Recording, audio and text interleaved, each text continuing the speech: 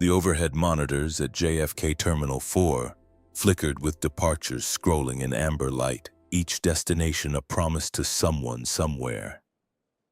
Gate B12 sat tucked in the far corner of the international wing, close enough to the taxiway that you could see the heat shimmer off the tarmac through floor-to-ceiling windows. It was 6:42 p.m. on a Tuesday in late September, the kind of evening when the airport felt less like a cathedral of travel and more like a purgatory of delays, overpriced salads, and the low hum of collective exhaustion. Dr. Marcus Whitmore stood at the back of the boarding area, his carry-on bag resting against his leg, a hardcover medical textbook open in his hands. He wasn't reading it. His eyes traced the same paragraph 3 times, the words blurring into abstraction. 38 hours. That's how long he'd been awake. A double rotation at Mount Sinai, back-to-back surgeries on stroke patients, followed by a conference keynote he'd delivered on autopilot, his body moving through the motions while his mind counted down the hours until he could collapse into seat 2A and sleep for the 2-hour flight to Atlanta. He wore a charcoal hoodie, soft and expensive in a way that didn't announce itself. Loro Piana, $800, but it looked like something you'd pick up at Target, the kind of wealth that whispered instead of shouted. His sweatpants were the same, Brunello Cucinelli, tailored just enough to suggest intention but casual enough to blend into the background. Bose headphones hung around his neck, and his sneakers, white and scuffed, had seen better days. To anyone glancing his way, he was just another tired traveler, a man trying to get home. But Marcus Whitmore was not just another traveler. He checked his phone. A text from his daughter Zoe lit up the screen. "Dad, don't miss my recital tomorrow, please." "You promised." He smiled, thumbs moving across the glass. "I'll be there, sweetheart. Front row, promise."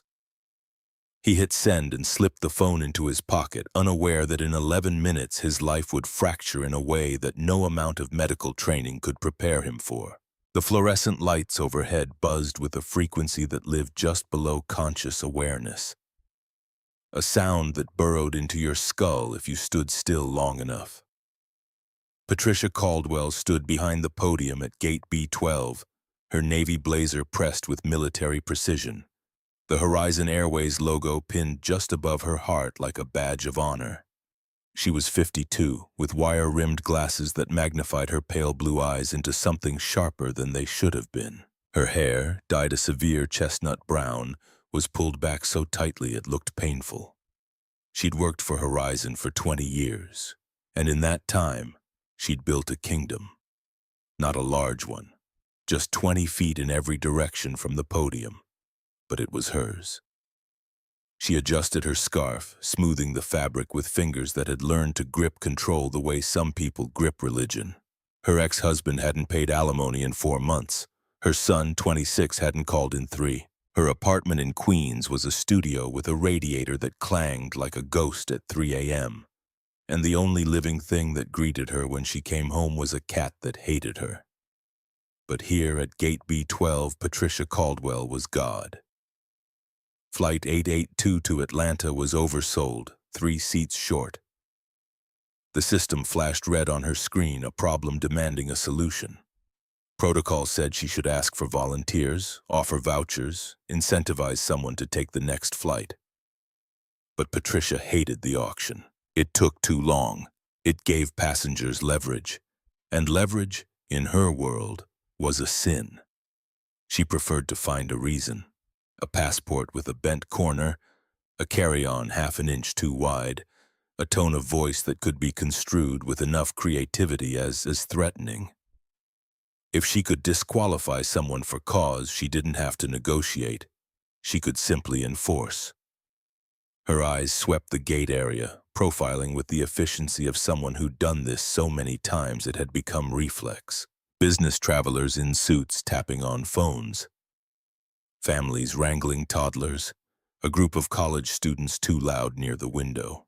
And then, in the back corner, sitting alone in the priority seating area, she saw him. A black man, tall, broad-shouldered, mid-40s maybe, charcoal hoodie, sweatpants, expensive headphones, reading a book, not looking at a phone. He looked tired. He looked comfortable. He looked to Patricia like someone who didn't belong. She leaned toward Jenny Torres, the junior flight attendant assigned to the jetway door. Jenny was 24, knew enough that the uniform still felt stiff, still carried the chemical smell of the dry cleaner. She was terrified of Patricia. Everyone was. "Keep an eye on that one in the hoodie." Jenny followed Patricia's gaze. "He looks pretty calm to me. He's just reading. It's the quiet ones." Patricia's voice dropped to a conspiratorial whisper. "They think if they don't make eye contact, we won't check their boarding group. Watch. I'm going to make sure he knows who runs this flight." Jenny said nothing. She'd learned in 3 weeks that silence was survival. Marcus closed the textbook and checked his watch. A vintage Omega inherited from his grandfather, the kind of timepiece that carried weight beyond its mechanics. It was 6:52 p.m. Pre-boarding would start any minute. He stood, stretching the stiffness from his lower back, and picked up his leather duffel. Sleek, dark brown, monogrammed with initials too small to read from a distance. He walked toward the podium, his stride unhurried, the gait of a man who'd spent years moving through hospital corridors where urgency was measured in seconds, but panic was a liability. He didn't know Patricia Caldwell. He didn't know that she'd already decided he was a problem. He didn't know that her finger was hovering over the intercom button, ready to call security if he so much as breathed wrong. He didn't know that in the next 8 minutes, 3 people would make decisions that would end their careers, destroy their families, and land them in federal prison. All he knew was that he wanted to sleep. The checkpoint at JFK's Terminal 4 security had been chaos 2 hours earlier. Marcus had arrived with time to spare, boarding pass queued on his phone, clear membership active, TSA pre-check approved. The line moved like sludge. When he reached the podium, the agent, a woman in her 30s with a tight bun and a name tag that read K. Stevens, looked at his phone screen, then up at him, then back at the screen. "This is first class, sir." Marcus nodded. "Yes, seat 2A. She stared at him, her expression shifting through a series of micro-calculations he'd seen 1,000 times before. He knew the math. Black man, casual clothes, first-class ticket. The equation didn't balance in her mind, so she reached for verification. "Can I see your ID, please? I already showed it at the kiosk. I need to see it again." Random check. Marcus pulled his wallet from his back pocket, extracted his driver's license, and handed it over. She held it up to the light, bent it slightly, testing its flexibility. She squinted at the photo, then at his face, as if aging 5 years between renewal cycles was evidence of fraud. "This photo looks younger. It was taken 5 years ago." People age. She didn't smile. She scanned his license with a handheld device, waited for the beep, then handed it back without a word. He stood there for 3 seconds, waiting for clearance. "You can go." He moved through, but not before noticing the white businessman behind him, wearing a suit, carrying a briefcase. The agent waved him through without asking for anything. No ID check, no scrutiny, just a smile and a nod. Marcus had been 16 the first time he understood the weight of suspicion. He'd been driving his mother's Lexus home from a debate tournament, trophy in the back seat, varsity jacket on the passenger seat. Red and blue lights filled the rearview mirror. The officer approached with a hand on his holster, asked for license and registration, asked where he was going, asked if the car was stolen. Marcus's hands had trembled on the wheel, but his voice stayed calm because his father had taught him the script. "Yes, sir. No, sir. It's my mother's car, sir. I'm coming from school, sir." The officer ran the plates, found nothing, and let him go with a warning about a taillight that wasn't actually out. Marcus drove home at exactly the speed limit, pulled into the driveway, and sat in the car for 20 minutes, hands still shaking. That was 26 years ago. The script hadn't changed. The TSA checkpoint was worse. Marcus placed his duffel on the conveyor belt, removed his laptop, slipped off his sneakers. He walked through the scanner with his arms raised, heard the beep, and stepped out. A TSA agent, young, maybe 30, with a buzz cut and a jaw that suggested he chewed gum even when he wasn't, pointed at him. "Sir, step over here. Random additional screening." Marcus glanced at the passengers before and after him. White, white, white. All waved through. He stepped aside. The agent patted him down, running hands along his ribs, his waistband, his thighs. Another agent searched his duffel, unzipping every pocket, pulling out his medical journals, his toiletries, his phone charger. They swabbed his hands for explosives. The test came back clean, but the agent frowned as if the negative result was suspicious in itself. "What's the purpose of your trip, sir?" "Visiting family." The agent looked at him, waiting for more.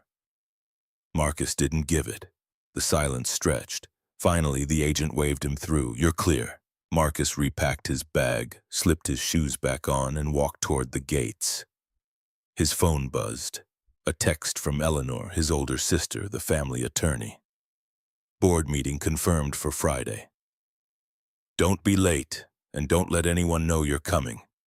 Marcus typed back, "I'll be there." The meeting was in Atlanta, tucked into a country club boardroom under the guise of a charity luncheon. The agenda had one item: a vote to remove William Brennan as CEO of Horizon Airways. Brennan didn't know Marcus existed. Neither did the public. The Whitmore Family Trust had acquired 73% of the airline 3 years ago through a labyrinth of shell companies, offshore accounts, and legal structures so opaque that even the SEC had given up trying to map them. Marcus was listed nowhere. He flew coach, economy, first class, whatever was available, blending into the passenger manifest like everyone else. It was strategic. If you wanted to know how a company really operated, you didn't walk through the front door wearing a suit. You bought a ticket and sat in the back row. But tomorrow, in that boardroom, Marcus would walk in wearing his name, his power, and his vote. And William Brennan, the man who'd presided over 2 decades of steady mediocrity and mounting discrimination complaints, would be gone. Marcus reached Gate B12 at 6:51 p.m. The pre-boarding announcement chimed. He approached the Sky Priority lane, empty except for him. Patricia Caldwell stood behind the podium, her hands resting on the keyboard like a pianist preparing for a performance. She didn't look up as he approached. "Good evening. How are you doing?" Patricia's head snapped up. She looked at him, her eyes traveling from his face to his hoodie to his sweatpants to his sneakers and back up again. Her lip curled, a movement so small it could have been a trick of the light. Boarding pass. Marcus held out his phone. The screen displayed his name, his seat, his boarding group. Zone 1. First class. Diamond medallion status. Patricia didn't scan it. She took the phone from his hand, her fingers cold and quick, and stared at the screen as if deciphering a foreign language. "This is the priority lane, sir. General boarding is in 20 minutes, Zone 4. Marcus kept his voice even. "I know. I'm in seat 2A. That's first class." Patricia let out a short, scoffing breath. "Seat 2A. Right." She held the phone up, tilting it toward the light, checking for signs of tampering. The screen clearly showed his name, his seat, his status. Any other agent would have scanned it and wished him a good flight. Patricia was not any other agent. "I need to see your ID." "My ID? I already went through TSA. I showed them my ID, and I'm asking to see it again. Random identity verification check. Company policy." She crossed her arms, her posture rigid, her eyes flat and unblinking behind her glasses. "Unless you don't have it." Marcus sighed. The sound came from deep in his chest, a release of air that carried the weight of every time he'd played this game, every time he'd been asked to prove he belonged in a space he'd paid to occupy. He put his bag down, reached into his back pocket and pulled out his wallet. He extracted his driver's license and handed it to her. Patricia held it up to the light. She squinted at the photo, then at Marcus. She bent the card slightly, testing its flexibility, the same motion the checkpoint agent had made 2 hours earlier. This photo looks younger. It was taken 5 years ago. People age. Ma'am, the flight starts boarding in 2 minutes. Is there a problem? The problem, Patricia said, her voice rising just enough to carry across the gate area, is that we take security very seriously here. And when things don't match up, we ask questions. Heads began to turn. A businessman in the front row looked up from his laptop. A young mother stopped bouncing her baby. The college students near the window went quiet. What doesn't match up? Marcus stepped closer to the counter, his voice calm but firm. The name is the same. The face is the same. I have a valid ticket. Patricia handed the license back, but she didn't scan his phone. She turned to her computer and started typing, her fingers slamming the keys with unnecessary force. I'm going to need you to step aside, sir. Step aside? Why? Because I need to clear your ticket status. The system is flagging it. Flagging it for what? Patricia snapped, her voice spiking into a register designed to draw attention. Sir, I am asking you to step aside so I can board the other passengers. If you continue to be aggressive, I will have to call security. Marcus blinked. Aggressive. He hadn't raised his voice. He hadn't moved closer. He was standing with his hands at his sides, his duffel on the floor, his expression neutral. But the word had been deployed, and once it entered the air, it took on a life of its own. I am not being aggressive. I am asking for clarification. I paid for this seat. I am a frequent flyer. I want to know why I am being denied boarding. You aren't being denied boarding yet. You are being processed. Now step aside. Marcus looked around. He saw the eyes of the other passengers. Some looked sympathetic. Most looked annoyed. Annoyed that he was holding up the line. Annoyed that this was taking so long. Annoyed that he couldn't just do what he was told. He saw the judgment forming in real time. Why is he arguing? Just do what she says. He took a deep breath. He knew that if he escalated, he lost. If he got angry, he became the stereotype she wanted him to be. So he picked up his bag and moved 3 feet to the left, standing beside the metal podium support, effectively exiled from the process he'd paid to participate in. Fine, I'll wait, but I expect this to be resolved quickly. Patricia ignored him. She picked up the microphone, her voice sugary and bright. Now inviting our first class and Diamond Medallion members to board through the Sky Priority Lane. Welcome aboard!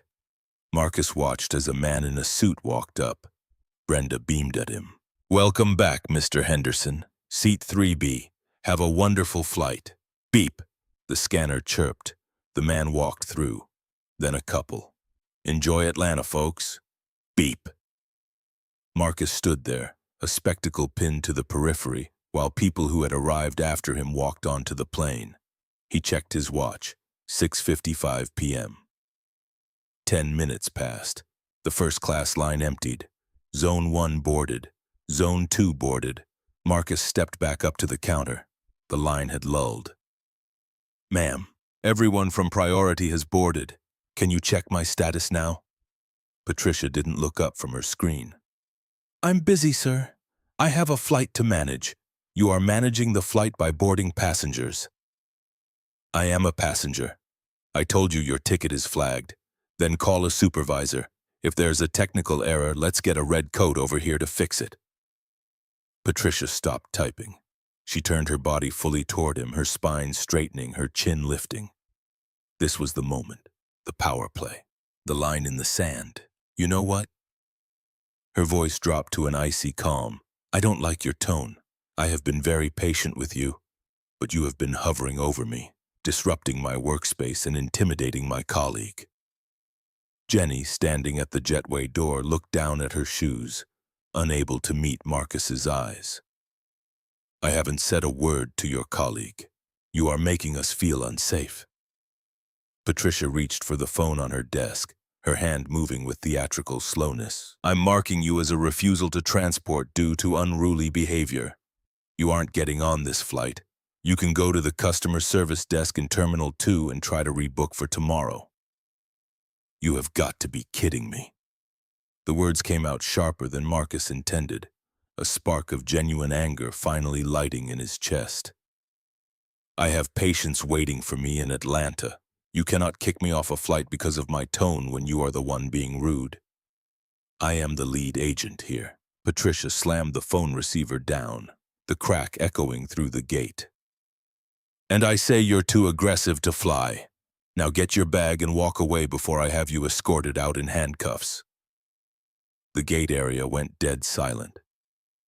It was in that silence that a voice came from the row of seats directly behind the podium. A calm, gravelly voice. I saw the whole thing. He hasn't raised his voice once. Patricia's head snapped up. Sitting there, folding a copy of the Wall Street Journal, was a man in his 60s. He had salt and pepper hair, wore a nondescript beige windbreaker, and had a pair of reading glasses perched on his nose. He looked like a retired grandfather heading south for a golf trip. Excuse me? Patricia's voice sharpened into a weapon. Sir, this is a security matter. Please mind your own business. It becomes my business when I see a paying customer being harassed. The man stood slowly. He wasn't particularly tall, but he held himself with an ease that suggested he didn't need to be. I am not harassing him. He is a security threat. He's a neurosurgeon. The man gestured to the tag on Marcus's duffel, which Patricia had ignored. Mount Sinai medical staff, and I've been sitting here for 20 minutes. The only aggression I've seen is coming from behind that counter. Patricia was shaking now. She felt her authority slipping, the walls of her kingdom cracking.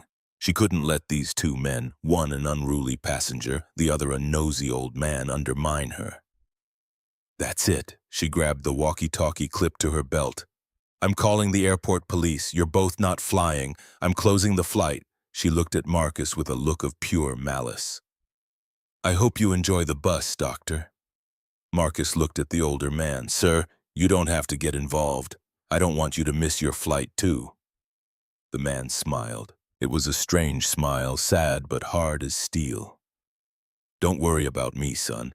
I have a feeling this plane isn't going anywhere until we sort this out.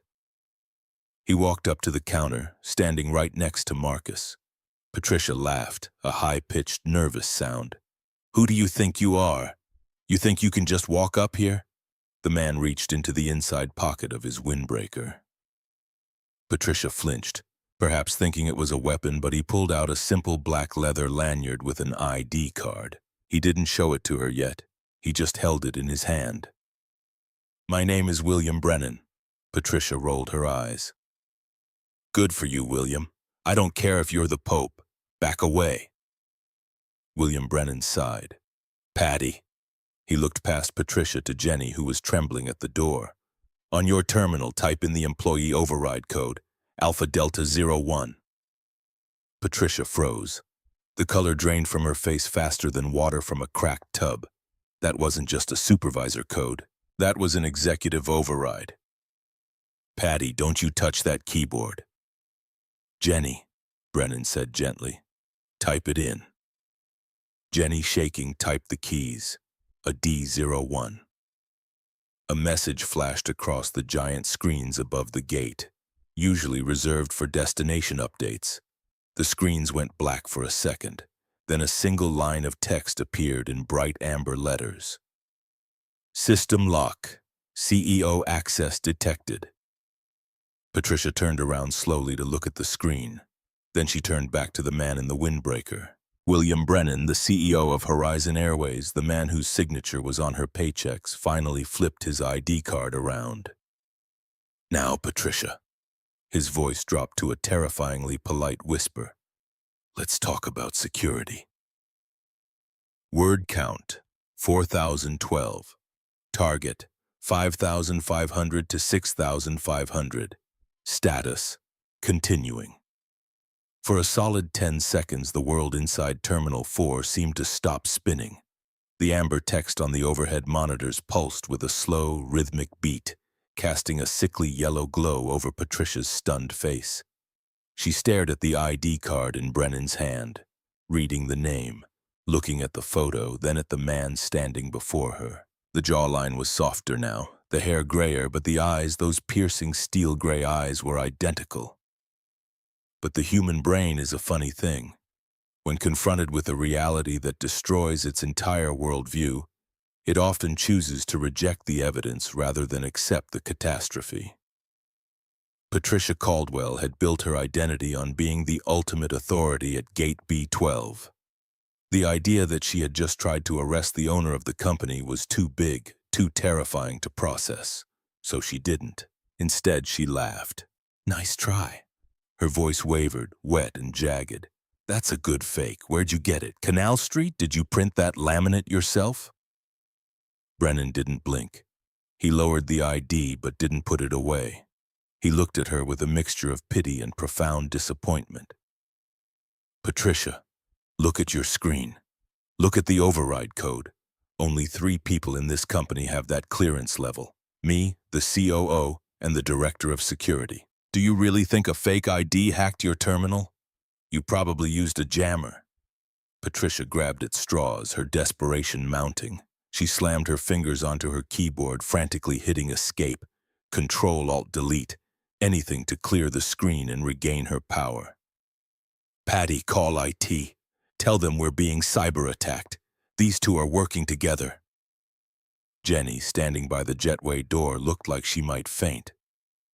She knew who William Brennan was. She'd seen his picture in the orientation video 3 weeks ago. She looked at Patricia, then at Brennan, and made a choice that would define her career. "Patricia," Jenny's voice trembled. "Stop. That's him. That's Mr. Brennan. I saw him on the town hall webcast. Shut up, Jenny." Patricia spun around, the vein in her neck bulging. "You're an idiot. He's a con artist. They try this all the time to get upgrades." She turned back to Marcus and Brennan, pointing a shaking finger at them. "You think you're smart? You think you can intimidate me? I am the safety compliance officer for this flight. My word is law, and I am telling you, neither of you is getting on this plane." Marcus watched this meltdown with a sinking feeling in his gut. He'd seen this behavior before in operating rooms where surgeons made fatal errors and refused to admit it, doubling down until the patient was dead. It was ego protecting itself from annihilation. "Mr. Brennan, maybe we should just let the police handle this. She's not rational right now." Brennan shook his head slightly. "No, doctor. I need to see this. I need to see exactly how deep the rot goes." He took a step closer to the podium, placing his hands on the counter, invading Patricia's sacred space. "Patricia." His voice projected clearly so the 50 people watching could hear. "I am going to give you one chance to save your pension. Apologize to Dr. Whitmore, process his ticket, and admit that you profiled him based on his appearance." The crowd held its breath. Phones were held high, recording every second. Horizon Airways was already trending on Twitter, though Patricia didn't know it yet. Patricia looked at the crowd. She saw the judgment, she saw the smirks, she felt the walls closing in. But in her mind, apologizing was worse than being fired. Apologizing was admitting she was small. "I followed protocol," she spat, her face twisting into a sneer. He looked suspicious. He had no luggage tags. He was loitering. "And you are interfering with federal aviation operations." She grabbed the phone again. "I'm not just calling the airport police, I'm calling the FBI. I'm reporting a hijacking threat." Brennan's eyes widened. "Patricia, put the phone down. Do not make a false report. Watch me." She dialed a number. Not the internal security line, but 911. Her voice pitched up 2 octaves into a fake panic. "Emergency!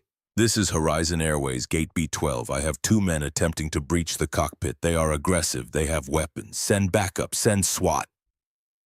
She slammed the phone down and looked at them with a triumphant, manic grin. "Now let's see whose ID works when there's a gun in your face." The silence that followed was heavy, suffocating. Even the baby in the back row had stopped crying. Marcus looked at Brennan. "She just said we have weapons. She just swatted us." Brennan's face hardened. The sadness was gone, replaced by cold, calculated fury. "Jenny." His voice was crisp. "Get on the PA system." "Me? Yes. Pick up the mic. Announce that Flight 882 is indefinitely delayed due to a personnel issue. Tell the passengers that anyone who wishes to rebook will receive a full refund plus a $2,000 voucher. Then I want you to open the jetway door and ask the captain to come out here immediately. You can't give orders here." Patricia lunged for the mic, but Brennan was faster. He slammed his hand down on the counter, blocking her path. The noise was thunderous. "Sit down!" The command was so authoritative, so absolute that Patricia's knees actually buckled. She slumped into the swivel chair, breathing heavily, her eyes darting around the terminal like a trapped animal. "You're finished," she whispered, rocking back and forth. "They're coming. You're both going to jail." Brennan adjusted his windbreaker. He looked at Marcus. "Doctor, I am so sorry. I wanted to see how she treated customers, but I never imagined she would endanger lives by calling in a fake terrorist threat." "It's not your fault." Marcus's heart was hammering against his ribs. He knew what happened when police responded to descriptions of aggressive black men. He knew the statistics. "But when they get here, let me do the talking. Or you. Just let's make sure no one gets hurt. I won't let them touch you." From the long hallway of Terminal 4, the sound of heavy boots hitting the linoleum began to echo. It grew louder, accompanied by the jingle of utility belts and the crackle of radios. Patricia straightened up in her chair. She fixed her hair. She composed her face into a mask of terrified innocence. "Here comes the karma," she whispered to herself. But she had no idea which direction the karma was coming from. The response was massive. Because Patricia had used the words breach and weapons, it wasn't just a couple of beat cops. It was a phalanx. 6 officers from the Port Authority Police Department sprinted down the concourse, flanked by a K-9 unit, a German shepherd straining against its leash. Behind them, passengers scattered, pressing themselves against the glass windows, terrified by the sudden invasion of force. "Hands! Let me see your hands!" the lead officer bellowed as they rounded the corner to gate B12. He had his hand on his holster, the safety strap undone. Dr. Marcus Whitmore instinctively raised his hands, spreading his fingers wide. It was muscle memory born of survival. He went to his knees slowly, signaling total submission. "I am unarmed. I am a doctor." William Brennan did not kneel. He stood his ground, his hands visible but down at his sides. He looked annoyed, like a man whose dinner reservation had been canceled, not a man facing a tactical team. "Get on the ground," the officer screamed at Brennan. "Now, face down!" "Officer," Brennan's voice boomed over the chaos. "My name is William Brennan. I am the CEO of this airline. Stand down." The lead officer, a burly sergeant named Kowalski, hesitated for a fraction of a second, but the adrenaline was too high. "I don't care who you are. Down now." 2 officers rushed forward to tackle Brennan. "Wait!" A voice cracked like a whip from the jetway door. Captain James Hartley, the pilot of Flight 882, had just emerged, summoned by Jenny. He was wearing his full uniform, hat, 4 stripes on his shoulders, wings on his chest. He took in the scene in an instant, his boss about to be tackled, a neurosurgeon on his knees, and Patricia smirking behind the desk. "Sergeant Kowalski!" Captain Hartley shouted. He knew the cop. They played in the same airport softball league on Tuesdays. "Stand down. That is the CEO. That is William Brennan." Kowalski froze mid-step, his hand inches from Brennan's shoulder. He looked at the pilot, then back at Brennan. He squinted. The recognition dawned slowly but surely.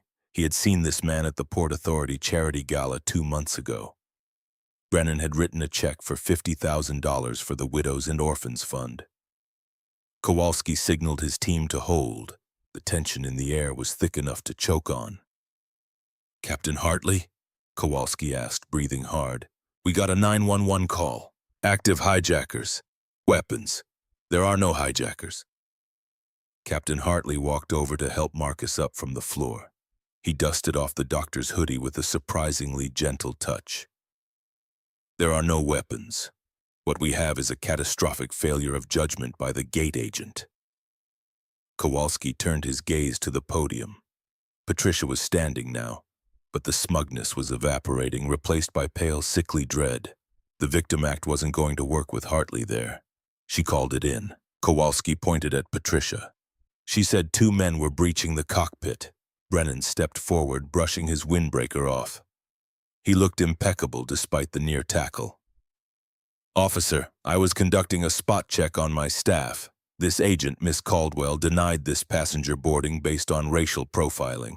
When I intervened and revealed my identity, she panicked and swatted us to cover her tracks." Kowalski turned to Patricia. His expression shifted from tactical aggression to cold anger. Police officers hate false calls. False calls put them in danger. False calls waste resources. False calls get people killed. "Is that true, ma'am? Did you report a weapon when there wasn't one?" "I felt threatened." Patricia's voice was shrill. "They were aggressive. They were ganging up on me. I didn't know he was the CEO. It looked like a fake ID. So you lied about the gun." Kowalski leaned over the counter, because feeling threatened and seeing a weapon are 2 very different things in the eyes of the law. One is a complaint, the other is a felony. Patricia's mouth opened and closed like a fish. "I just wanted them removed. You have to understand the pressure. The oversold flight. Ma'am, step out from behind the counter." "What? No, I'm working. I have to board this flight. You are not working anymore." Brennan interrupted, his voice ice. "You are relieved of duty effective immediately. In fact, you are banned from Horizon Airways property. Now do as the officer says." Patricia looked at Jenny. "Jenny, tell them. Tell them how scary they were." Jenny looked at Patricia. She looked at the years of bullying, the stolen lunches, the snide comments about her weight, the way Patricia made her cry in the break room. "They weren't scary, Patricia." Jenny's voice gained strength. The gentleman in the hoodie was polite. He asked why he couldn't board. You yelled at him. And Mr. Brennan just asked you to apologize. You called 911, you traitorous little... Patricia lunged toward Jenny, but Officer Rodriguez, a female officer who had circled around the back, caught Patricia's arm. "That's enough." Rodriguez spun Patricia around. "Patricia Caldwell, you are under arrest for filing a false police report and misuse of the emergency 911 system." The click of the handcuffs was the loudest sound in the airport. "No, you can't do this. I know my rights. I am a union member. I want my rep. This is discrimination. You're arresting me because I'm a woman." As they walked her past the seating area, the crowd, which had been silent, erupted. But not in the way Patricia expected. Someone started clapping, then another person, then the whole gate area. It wasn't polite applause. It was thunderous. People were cheering. A guy in the back shouted, "Finally!" The young mother with the baby waved. Patricia looked at the faces of the people she had terrorized for years. There was no sympathy, only relief. Dr. Marcus Whitmore watched her go, feeling a strange mix of emotions. Justice, yes, but also a profound sadness that it had to come to this. That a woman would destroy her own life rather than simply say, "I'm sorry. I was wrong." William Brennan walked over to Marcus, extending a hand that carried the weight of boardroom deals and crisis management calls at 3 a.m. Marcus shook it, feeling the firm grip of a man who'd spent decades navigating corporate warfare but had somehow forgotten to watch the ground troops. "Dr. Whitmore, I cannot apologize enough. This is not who we are. This is not who we want to be."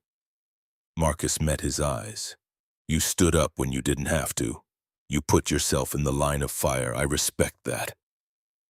Brennan turned to the gate agents who were now swarming the desk from neighboring gates to cover the vacancy.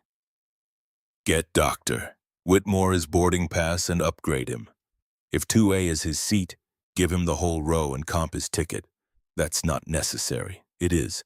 But we aren't done yet. The police part is over, but the corporate part is just beginning."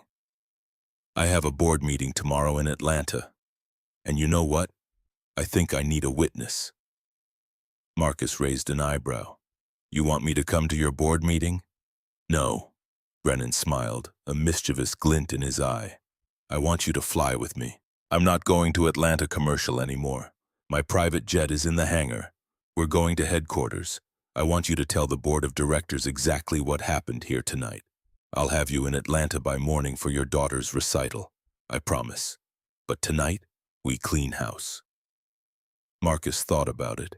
He looked at the empty gate where Patricia used to stand.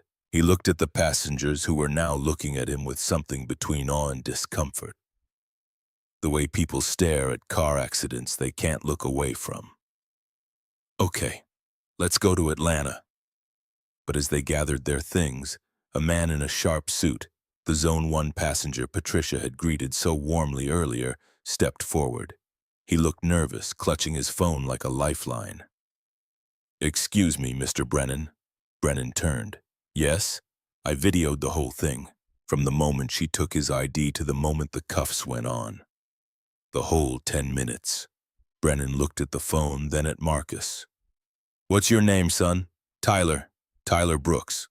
I'm a software engineer, work in San Francisco. Well, Tyler, don't post that yet. Brennan took a business card out of his pocket embossed with gold lettering. Send it to me. We're going to need evidence for the lawsuit she's undoubtedly going to file. Lawsuit? Oh, yes. Brennan's voice went dark. Patricia isn't going to go down quietly. She's going to fight. And we need to be ready for the second act. He turned to Marcus. Ready to go, Doctor. The real drama starts when the lawyers get involved. The holding cell at the Queens Central booking facility smelled of bleach and stale despair, a scent Patricia Miller felt was entirely beneath her. She sat on the cold metal bench, her blazer wrinkled, her scarf confiscated as a potential ligature, and her mind racing not with regret but with strategy. She had been in the cell for 4 hours before her union representative, a tired-looking man named Frank, bailed her out. But Frank wasn't alone. Standing next to him in the stark, fluorescent-lit waiting area was a man who looked less like a lawyer and more like a predator in a three-piece suit. His hair was slicked back with product that caught the overhead lights, his spray tan borderline offensive, his teeth unnaturally white. Patricia, this is Richard Voss. Frank gestured to the man. He specializes in high-profile discrimination cases against major corporations. Richard Voss smiled, extending a manicured hand. Miss Caldwell, a pleasure. I've heard what happened. An absolute travesty. A wealthy white billionaire and an elitist doctor ganging up on a hard-working middle-aged woman. It's David and Goliath, and I'm your slingshot. Patricia straightened her spine. This was the narrative she needed. They humiliated me, Mr. Voss. They tried to break me, and we are going to make them pay. Voss led her out to a waiting black SUV. But first, we need to win the court of public opinion. Before the legal battle starts, we start the war on TV. 3 days later, the narrative had shifted. Dr. Marcus Whitmore sat in the living room of his brownstone in Brooklyn. The morning light filtering through plantation shutters, watching the television with a sick feeling in his stomach. On the screen was Morning View America, the most popular talk show in the country, pulling 14 million viewers every weekday morning. Patricia Caldwell sat on the cream-colored couch, looking frail. She had ditched the sharp blazer for a soft pastel cardigan. She wore no makeup, making her look older and more vulnerable. She wiped a tear from her eye with a tissue that seemed to have appeared from nowhere. I was just doing my job. Patricia's voice broke on national television. The man, Dr. Whitmore, he was looming over me. He was so big. And then Mr. Brennan came out of nowhere. They started shouting codes at me, confusing me. I had a panic attack. I thought we were under attack. And for that, for being scared, they put me in handcuffs. The host, a sympathetic woman named Sarah Chen with perfectly highlighted hair and a concerned expression that looked rehearsed, leaned in. So you feel this was a power play? Rich men punching down? Absolutely. Richard Voss interjected smoothly from the seat next to Patricia. My client is a victim of corporate bullying.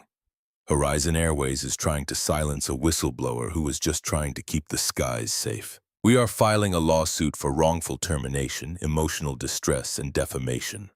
We are asking for $85 million. Marcus switched off the TV.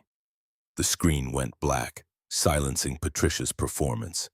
He scrolled through his phone, watching the social media firestorm in real time.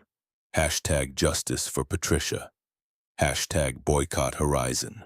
Tweet after tweet, comment after comment. People who hadn't been there hadn't seen what happened, constructing a reality from 30 seconds of context-free clips and Patricia's Oscar-worthy tears. His phone buzzed. An email from Mount Sinai Hospital, Human Resources Department. The subject line made his chest tighten. Administrative leave pending investigation. He opened it. The words were clinical, sterile, wrapped in corporate legal armor, due to the recent incident at JFK Airport and the subsequent media attention. The Board of Trustees requests that you take voluntary administrative leave pending the completion of an internal review. This is standard procedure and should not be construed as disciplinary action. We anticipate the review will take approximately 4 weeks. Marcus read it 3 times, voluntary, as if he had a choice, as if he seethed, as if refusing wouldn't torpedo his nomination for chief of surgery before the vote even happened. He set the phone down and stared at the ceiling, tracking a hairline crack in the plaster that he'd been meaning to fix for 6 months. His daughter Zoe came down the stairs, 15 years old, wearing her school uniform, backpack slung over one shoulder. She stopped at the bottom step when she saw his face. "Dad, you okay?" He forced a smile. "Yeah, sweetheart. Just work stuff." She walked over and sat next to him on the couch, close enough that he could smell her shampoo, some coconut-vanilla combination that reminded him she was growing up faster than he could process. "Kids at school are talking about the video." Marcus's jaw tightened. "What are they saying? That you attacked a woman, that you threatened people on a plane?" He turned to look at her, searching her face for doubt, for fear, for the moment when his daughter would look at him and wonder if the accusations had weight. "Do you believe that?" Zoe shook her head, her ponytail swinging. "No, but it sucks that I have to defend you to people who've already made up their minds. I'm sorry you're dealing with this. Don't apologize." She stood up, adjusting her backpack. "Just don't quit, Dad. If you quit, they win. And I'll grow up thinking we have to stay small to be safe." She kissed his forehead and walked out the door, leaving him sitting in the quiet brownstone with the weight of her words pressing against his ribs. The law offices of Voss and Partners occupied the 42nd floor of a midtown Manhattan skyscraper, all glass and chrome and views that cost more per square foot than most people made in a year. The conference room was designed to intimidate, with a table long enough to seat 20 and a Bose sound system that made every word feel amplified, recorded, permanent. Patricia sat at one end, flanked by Richard Voss and a junior associate whose only job seemed to be taking notes. Across the table sat William Brennan, Dr. Marcus Whitmore, and Catherine Reeves, Horizon's lead counsel, a woman with silver hair cut into a severe bob and eyes that could dissect a deposition from 50 yards. A court reporter sat in the corner, fingers hovering over the stenotype machine, waiting for someone to speak first. "Let's begin." Voss leaned back in his chair, the picture of confidence. "Miss Caldwell, for the record, please state what happened on the evening of September 24th. Patricia took a sip of water from a crystal glass. She had rehearsed this 1,000 times in front of mirrors in her sister's living room in the back of Voss's town car. She knew every beat, every pause, every place to let her voice tremble. "I was manning gate B12. The passenger, Dr. Whitmore, approached the podium aggressively. He threw his phone at me. He demanded to board before his zone. When I asked him to wait, he began cursing. He called me. Well, I don't want to repeat the words. Please do." Catherine's voice was calm, clinical, the tone of a surgeon asking a patient to describe their symptoms. Patricia hesitated, then improvised. He called me a useless clerk and a stupid woman. Then Mr. Brennan appeared. He didn't identify himself, he just started shouting orders. I felt physically threatened. I thought they were going to jump the counter. That's when I called the police. I was terrified for my life. Catherine nodded, writing something on her legal pad. She didn't look up. So to be clear, Miss Caldwell, Dr. Whitmore threw his phone, cursed at you, and you never saw Mr. Brennan's ID. That is correct. He refused to show ID. That's why I thought he was an intruder. And you never raised your voice, never. I remained professional until the moment I feared for my safety. And the reason you denied Dr. Whitmore boarding was purely behavioral. Yes, he was acting erratic, like he was on drugs or something. Marcus clenched his jaw, his hands fists under the table. To hear his professional reputation dragged through the mud, to be called a drug addict by a woman who'd profiled him for wearing a hoodie, was a special kind of agony. Brennan kicked him gently under the table. A reminder. Wait. Catherine looked at Richard Voss. Mr. Voss, do you have any other witnesses to corroborate this version of events? We have the statement of the police officer who said the environment was chaotic. Voss waved a hand dismissively. And Miss Caldwell's exemplary 20-year record. Right. Catherine reached into her briefcase. She pulled out a small silver thumb drive, setting it on the table with a soft click that sounded like a judge's gavel. Miss Caldwell, are you aware that Terminal 4, Gate B12, was undergoing a security system upgrade that week? Patricia frowned. No. And are you aware that the new biometric cameras at the podium record high-definition video and audio specifically to monitor interactions for training purposes? The color drained from Patricia's face like water down a drain. Voss sat up straighter, his confidence fracturing at the edges. We didn't just get the passenger video. Catherine slid the drive across the mahogany table. We have the Horizon Airways official security feed from 3 angles, including the microphone right in front of your face. Voss snatched the drive. This wasn't in Discovery, we just found it. Catherine lied smoothly. Technically, it's rebuttal evidence. Would you like to play it? She didn't wait for an answer. She tapped her laptop, which was connected to the giant screen on the wall. The video began. The clarity was devastating. The audio was crystal clear. Patricia's voice filled the room, sharp and contemptuous. This is the priority lane, sir. General boarding is in 20 minutes. Zone 4. The room watched in silence as the entire encounter played out. They saw Marcus standing calmly. They saw him hand over his phone gently. They heard Patricia's unprovoked aggression. They heard the racial slurs implied in her tone, the way she said people like you with a sneer that didn't need translation. Then came the moment with Brennan. My name is William Brennan. I am the CEO of this airline. Patricia on screen looking directly at his ID card, her face registering recognition for a split second before she chose to escalate.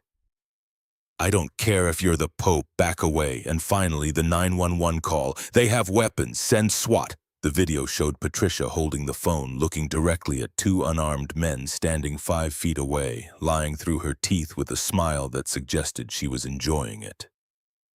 The video ended. The screen went black. The silence in the conference room was heavier than a collapsed star. Richard Voss looked at the screen. Then he looked at his client.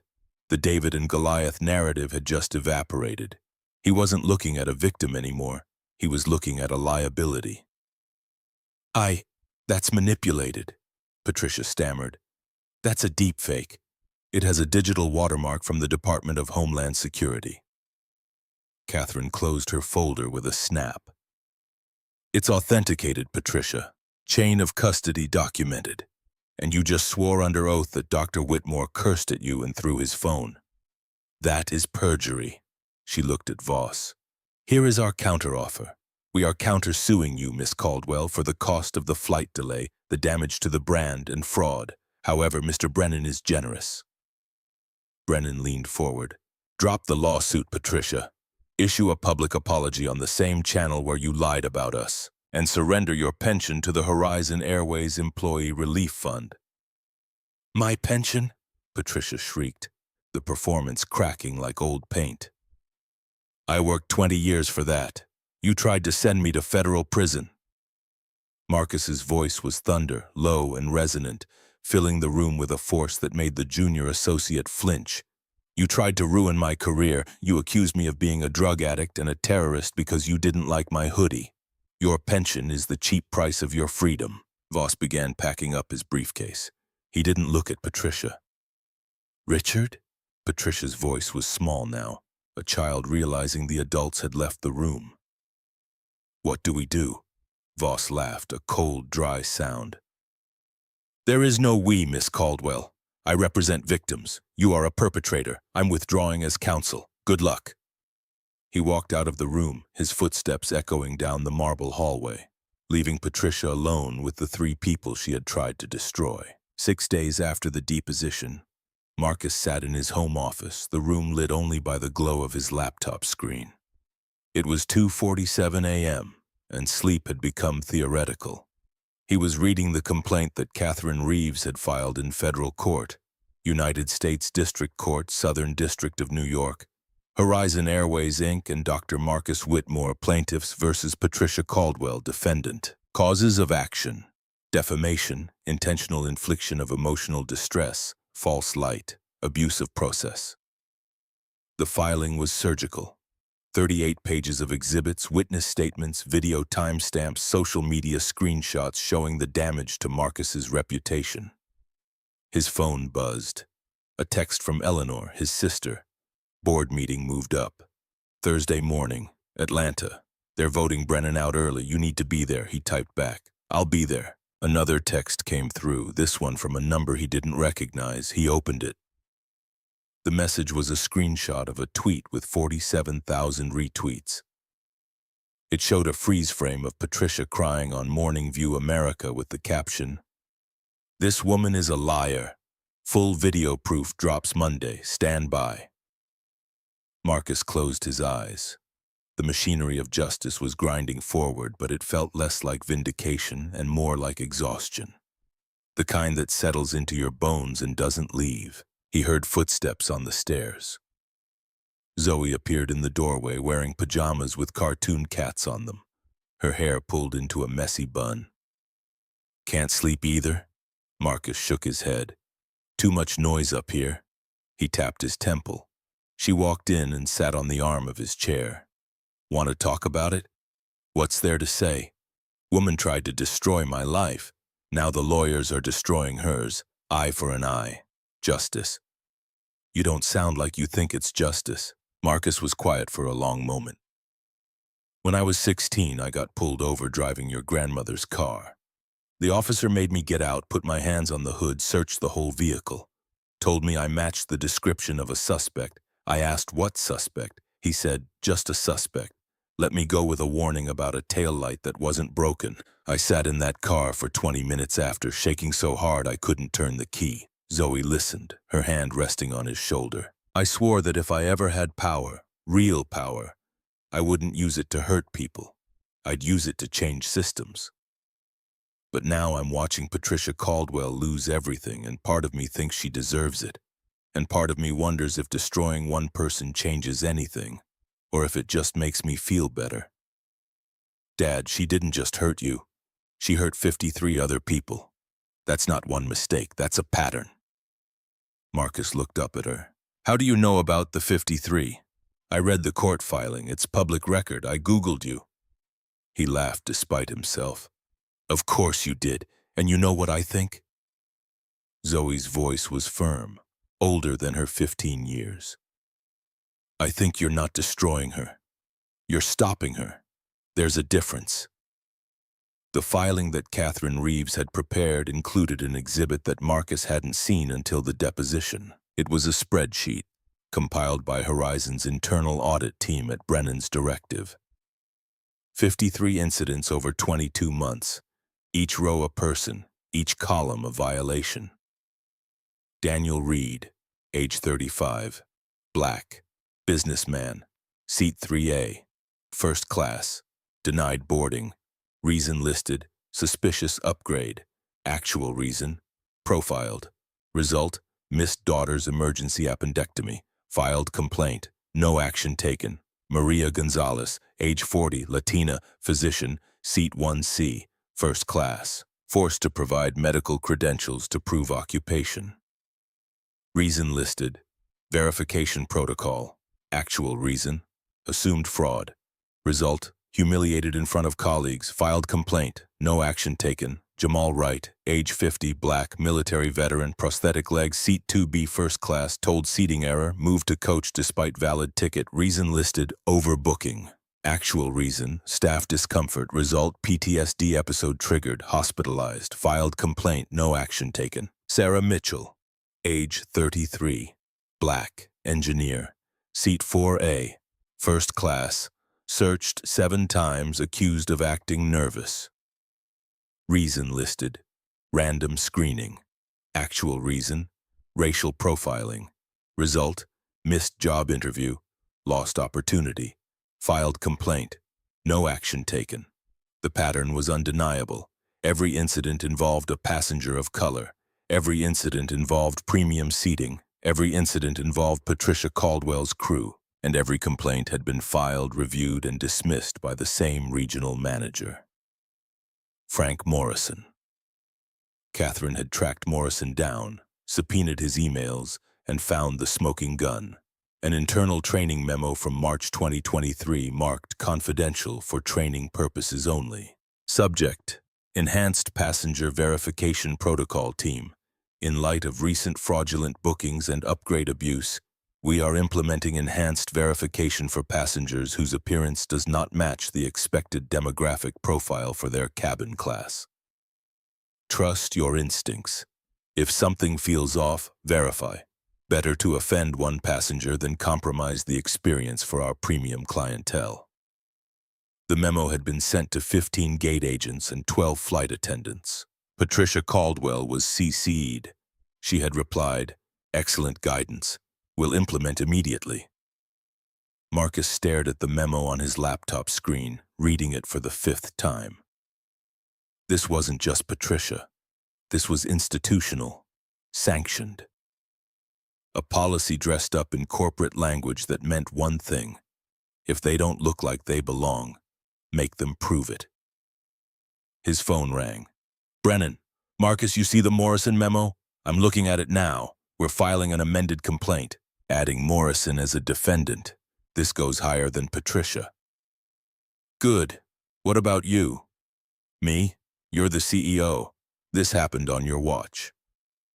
Brennan was quiet for a long moment. "I know. That's why I'm resigning.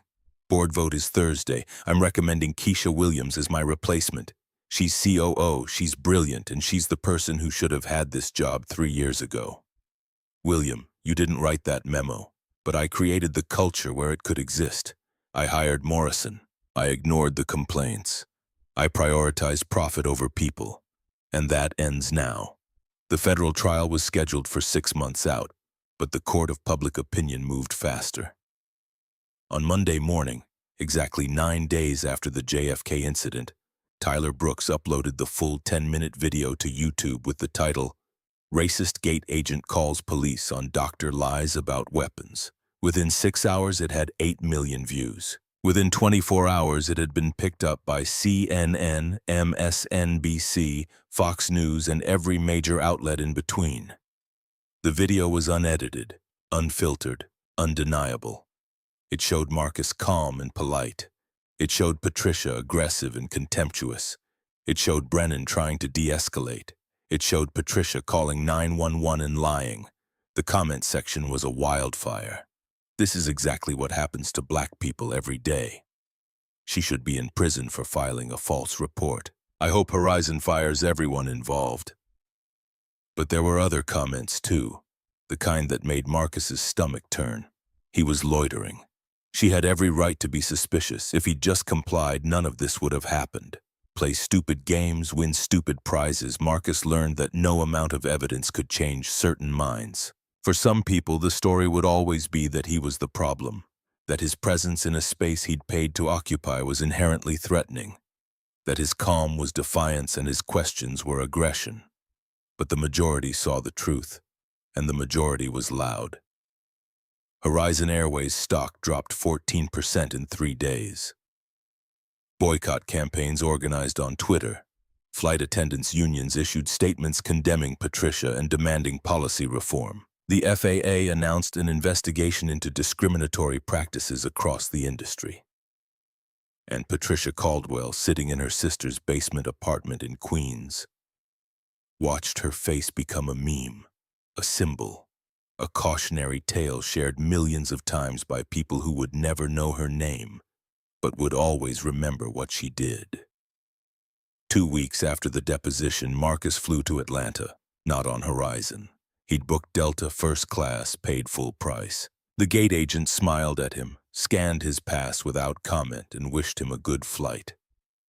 He sat in seat 3A and watched the city shrink below him, the sprawl of New York giving way to the patchwork fields of Pennsylvania, the mountains of Virginia, the red clay of Georgia. When he landed, Eleanor was waiting for him at baggage claim, holding a sign that said Dr. Whitmore, as if he might not recognize his own sister. Dramatic much? She grinned.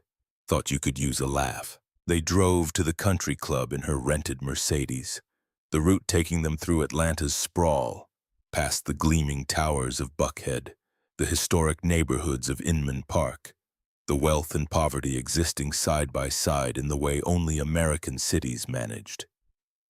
The board meeting was scheduled for 10 a.m.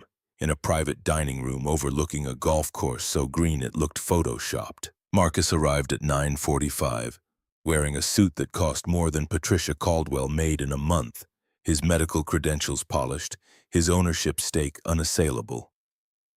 Eleanor handed him a folder. Your voting proxy, 73% of shares, the board doesn't know you're coming. Brennan kept it quiet. They walked in together. The room went silent. 12 board members sat around a table, coffee cups and pastries untouched. William Brennan stood at the head, his face carefully neutral. Ladies and gentlemen, I'd like to introduce Dr. Marcus Whitmore, majority shareholder of Horizon Airways via the Whitmore Family Trust. The room erupted. Questions flew, overlapping, aggressive. How long have you owned the company? Why didn't you disclose? What's your agenda? Marcus waited for the noise to die down. Then he spoke, his voice carrying the calm authority of a man who'd spent years telling families their loved ones might not make it through the night. I bought this airline because I believed in its potential. I've flown 247 times as a passenger, always anonymously, always observing. What I observed 2 weeks ago at JFK was not an isolated incident. It was the result of a culture that allowed discrimination to flourish. That culture ends today. He opened the folder Eleanor had given him. Inside was a resolution, pre-drafted, legally binding. I move to remove William Brennan as CEO, with full severance and our gratitude for his 20 years of service. I nominate Keisha Williams as his replacement. All in favor? 8 hands went up. The board member who'd questioned Marcus at the deposition, Robert Hastings, kept his hand down.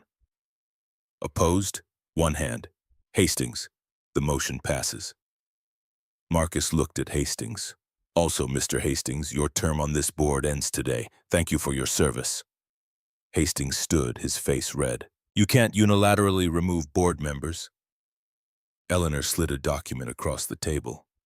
Actually, under the trust bylaws, the majority shareholder can remove any board member for cause. Your comments during Dr. Whitmore's assault suggesting his clothing justified his treatment constitute cause. Security will see you out.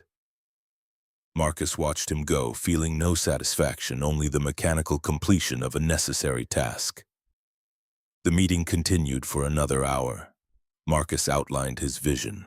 Mandatory bias training, body cameras on all customer-facing staff, transparent complaint portal, independent oversight board, zero-tolerance policy. Victim compensation fund. The board took notes, asked questions, and by noon, they had voted to approve every proposal. As they filed out, Keisha Williams approached Marcus. She was 52, with natural hair cut short, wearing a burgundy suit that looked both professional and unapologetically herself. "Dr. Whitmore, thank you for this opportunity. I won't let you down. I know you won't. And please call me Marcus." "Marcus," she smiled. "First order of business, I'm testifying before Congress next month. House Transportation Committee hearing on discrimination in aviation. They want to hear from Horizon. I'm bringing the data, all 53 cases. Good. Make them listen." He flew back to New York that night, arriving home at 11 p.m. Zoe was asleep on the couch, her laptop open, chemistry homework abandoned. He covered her with a blanket and sat in the armchair across from her, watching her breathe, thinking about the world she would inherit and whether he'd done enough to make it better. His phone buzzed. A text from Catherine Reeves. "Trial date set, March 15th, federal court, all defendants. See you there." Marcus closed his eyes and let the exhaustion finally take him under. The United States District Court for the Southern District of New York occupied a limestone fortress on Pearl Street, built in the era when courthouses were designed to inspire fear of God and government in equal measure. Marcus arrived at 8:15 a.m. on March 15th, wearing a charcoal suit and a blue tie his daughter had picked out because she said it made him look like someone who couldn't possibly be a threat. The irony wasn't lost on him.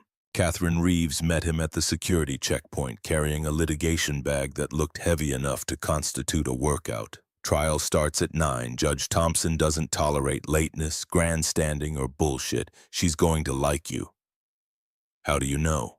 "Because you're going to tell the truth, and she's spent 30 years watching people lie." They took the elevator to the 15th floor. The courtroom was already filling with spectators, journalists, and courthouse regulars who attended trials the way some people attended theater.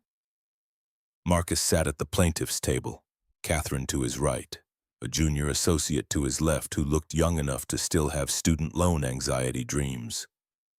The defendants entered through a side door.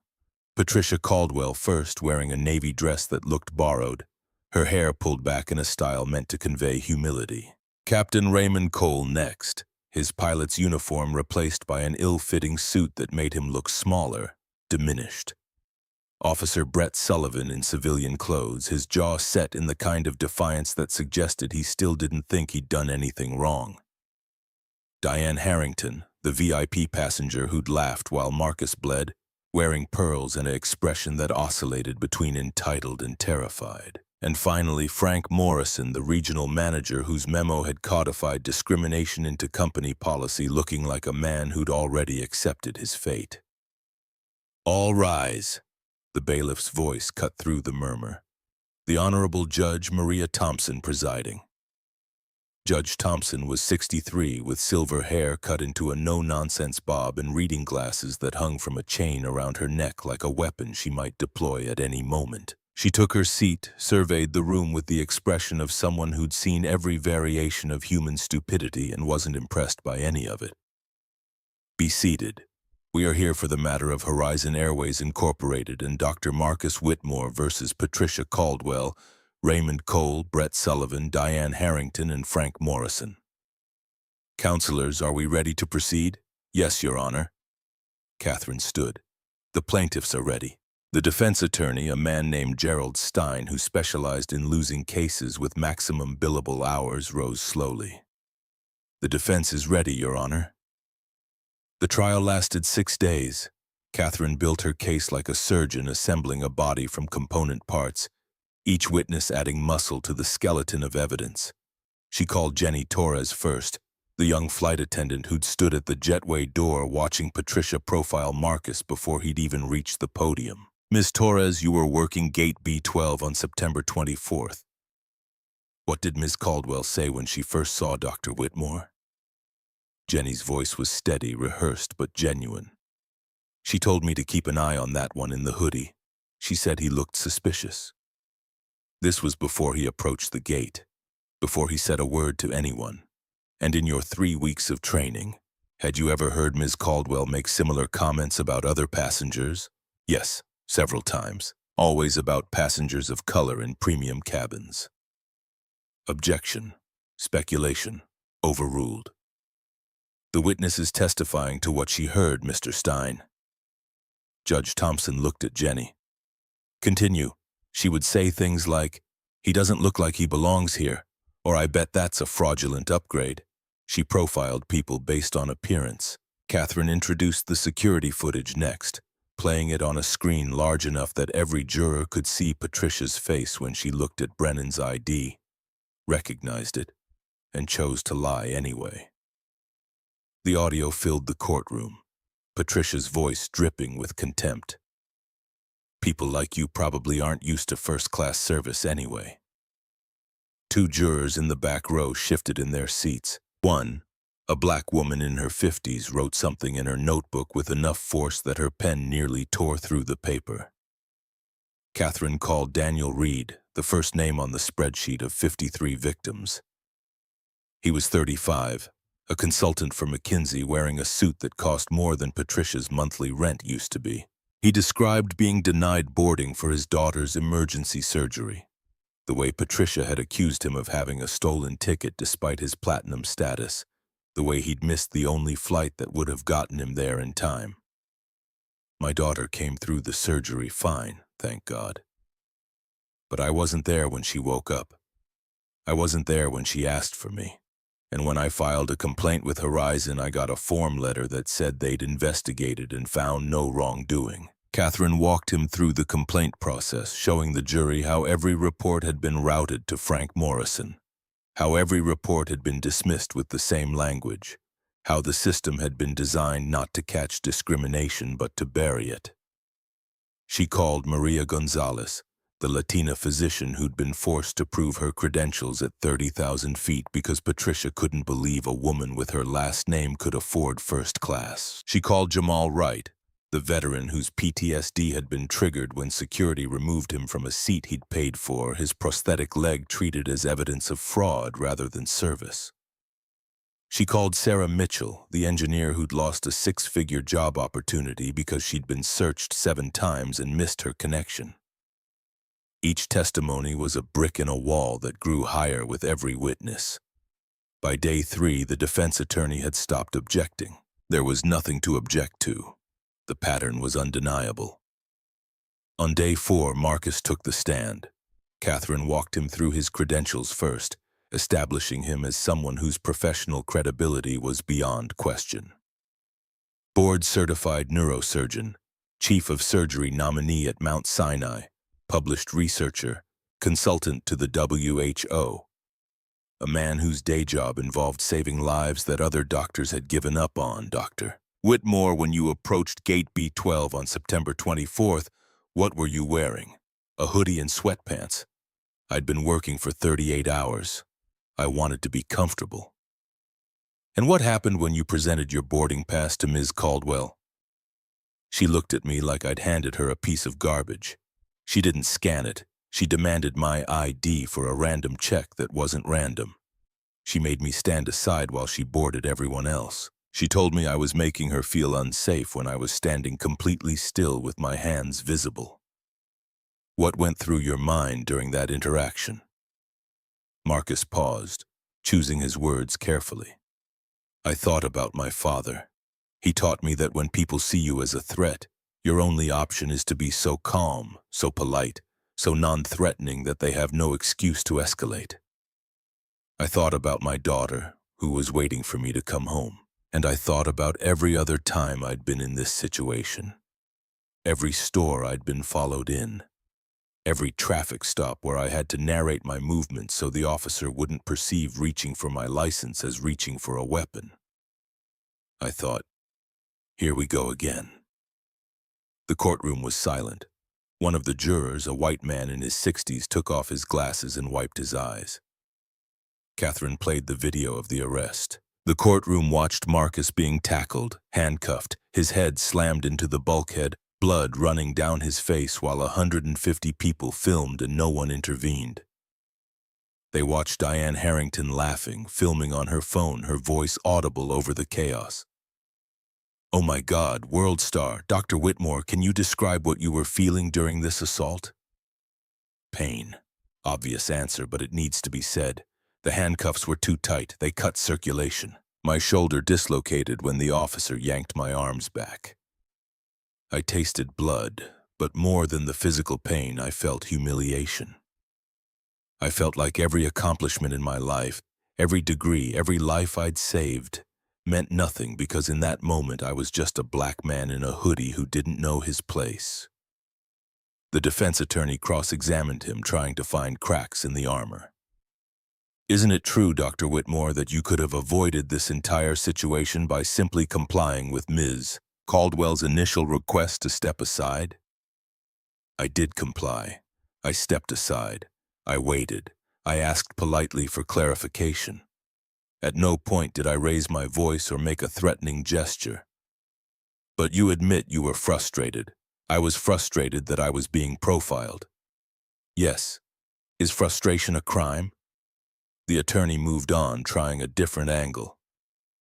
You're a wealthy man, Dr. Whitmore. You own a significant stake in Horizon Airways. Some might say this lawsuit is less about justice and more about revenge. Marcus leaned forward, his voice steady but hard as granite. I didn't know I owned this airline when Patricia Caldwell profiled me. I didn't know when she called the police and lied about weapons.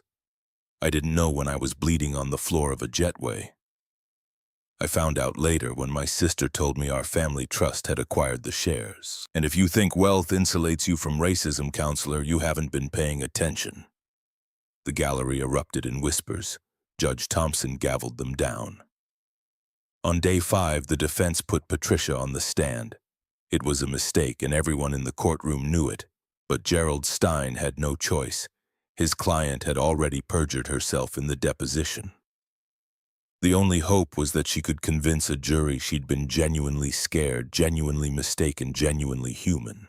She wasn't convincing. Ms. Caldwell, you've heard the testimony this week. Do you still maintain that Dr. Whitmore was aggressive toward you? Patricia's voice was small, rehearsed. I felt threatened.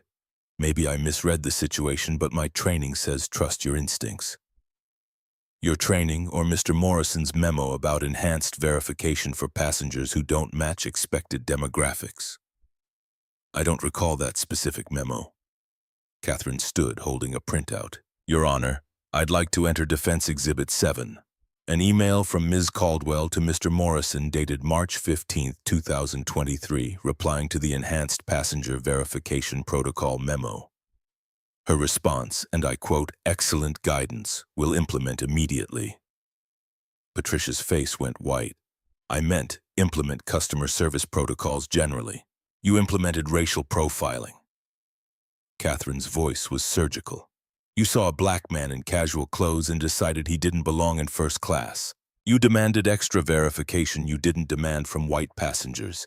You made him wait while you boarded everyone else, and when he questioned you, when he exercised his right to ask why he was being treated differently, you called 911 and lied about weapons to ensure he would be violently removed. Isn't that what really happened? I was scared. You were scared of a man standing still with his hands visible, reading a medical textbook. Or were you scared of losing control? Patricia didn't answer. The jury watched her silence fill the room like water rising. The verdict came back after 4 hours of deliberation. Guilty on all counts for all defendants. The jury awarded Marcus $2 million in compensatory damages and $40 million in punitive damages, the kind of number designed to send a message that would echo through every boardroom and break room in the aviation industry. But the criminal trial was separate, and it came 2 months later in the same courthouse with a different judge. Federal charges: deprivation of civil rights under color of law, filing a false police report, conspiracy to obstruct justice. The prosecutors were Justice Department attorneys who'd cut their teeth on hate crime cases and didn't believe in plea deals. Patricia Caldwell received 24 months in federal prison. Captain Raymond Cole, 30 months. Officer Brett Sullivan, 36 months. The longest sentence because he'd used his badge to violate constitutional rights. Frank Morrison, 60 months for orchestrating the discriminatory policy. Diane Harrington avoided prison but lost everything else in the civil judgment. Her law license, her partnership, her marriage, her reputation. Marcus sat in the gallery for each sentencing, watching as the judge delivered the terms with the clinical detachment of someone reading a grocery list. When Patricia was led away in handcuffs, she looked back at him one time, her eyes searching for something, maybe forgiveness, maybe understanding. He gave her nothing, just a level stare that said, "You did this to yourself." 6 months after the sentencing, Marcus stood in the House Transportation Committee hearing room in Washington, D.C., facing a semicircle of representatives who ranged from genuinely interested to performatively outraged to utterly checked out. Keisha Williams sat beside him, along with the CEOs of Delta, United, American, and Southwest. The hearing was titled "Discrimination in the Skies, Ensuring Dignity for All Passengers." Representative Johnson from California, a black woman in her 40s who'd made her career fighting for civil rights, led the questioning.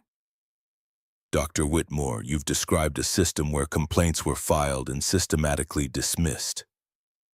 How pervasive is this problem? Based on Horizon's internal audit, we found 53 incidents in 22 months involving our staff. But when we looked industry-wide, using FAA complaint data and FOIA requests, we found over 1,400 similar incidents across all major carriers in the same period. The pattern is clear.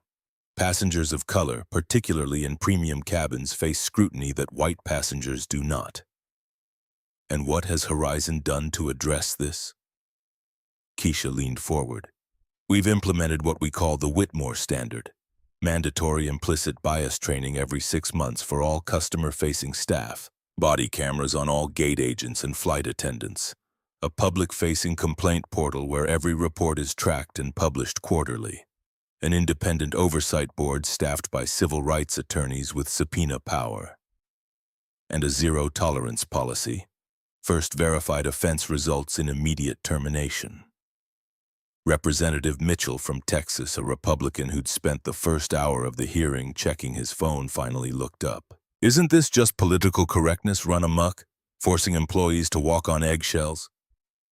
Marcus answered before Keisha could. "Congressman, asking employees not to racially profile customers isn't political correctness, it's basic human decency. And if that makes someone uncomfortable, they're in the wrong profession." The room went quiet. Mitchell looked like he wanted to respond but couldn't find the angle. Representative Johnson smiled. "Dr. Whitmore, you've proposed federal legislation based on the Whitmore Standard. Can you walk us through it?" The Airline Passenger Dignity Act would require all carriers receiving FAA certification to implement bias training, complaint transparency, and independent oversight. It would create a federal database of discrimination complaints, tracked by carrier, route, and staff member, and it would establish penalties. Carriers with complaint rates above the national average would face fines and potential route restrictions. The bill passed the House 4 months later with bipartisan support, though the Senate version was watered down in ways that made Marcus want to throw his phone through a window. But even the compromised version was progress. 27 airlines adopted the Whitmore Standard before the law took effect. Not because they believed in it, but because their insurance companies demanded it and their shareholders were watching. The data came in slowly, then all at once. Year 1, discrimination complaints down 41%. Year 2, down 68%. Passenger satisfaction among people of color up 52%. The numbers told a story that no amount of corporate PR could fake. Marcus stood in his office at Mount Sinai, now officially titled Chief of Surgery, looking out at the Manhattan skyline. It was late October, 26 months after the JFK incident, and the leaves in Central Park were turning colors that looked photoshopped against the gray stone of the buildings. His phone buzzed. A text from Zoe, now 17 and preparing college applications. "Dad, can you read my essay? It's about what happened, about watching you fight back." He smiled. "Send it over." The essay arrived a minute later. He opened it, reading her words about watching her father be treated as a threat, about learning that dignity isn't given but demanded, about understanding that silence in the face of injustice is its own form of violence. She wrote about the night she told him not to quit, about realizing that her safety depended not on making herself smaller but on her father making the world bigger. He called her. "That's beautiful, sweetheart. But you know colleges might see this as controversial. Let them. If they don't want students who believe in fighting injustice, I don't want to go there. When did you get so wise? I learned from watching you." He hung up and stared at the skyline, thinking about the 53 people whose names he now knew by heart. Daniel Reed, who'd missed his daughter's surgery. Maria Gonzalez, who'd been humiliated despite her credentials. Jamal Wright, whose PTSD had been triggered. Sarah Mitchell, who'd lost her dream job. And 49 others whose stories had been buried until Marcus's blood on a jetway floor had forced the world to pay attention. His assistant knocked on the door. "Dr. Whitmore, your flight to London boards in 3 hours, cars downstairs whenever you're ready." Marcus grabbed his bag, the same leather duffel he'd carried that night, now with a scuff on the bottom that no amount of polish could hide. He took the elevator down, walked through the hospital lobby where residents and nurses nodded respectfully, and climbed into the town car that would take him to JFK. Terminal 4 looked the same. Same fluorescent lights, same overpriced coffee, same ambient anxiety of people trying to get somewhere else. He walked to Gate B12, the site of his public humiliation and private victory, and found it transformed. A plaque on the wall read, "In recognition of Dr. Marcus Whitmore and the 53 passengers whose courage changed an industry. May this gate serve as a reminder that every person deserves dignity." Jenny Torres stood behind the podium, now wearing a supervisor's pin on her lapel. She saw him and smiled. "Dr. Whitmore, welcome back. Seat 1A is ready for you." "Thank you, Jenny. How's the new role treating you?" "It's incredible. Stressful, but incredible. The training program you funded, it's really making a difference. People actually care now." Marcus glanced around the gate area. He saw a young black man, maybe 19, wearing an MIT hoodie, standing nervously in the Zone 4 line. The kid kept checking his phone, his boarding pass, his ID, the way people do when they're expecting something to go wrong. Marcus walked over. "Excuse me, first time flying?" The kid looked up, startled. "Yes, sir.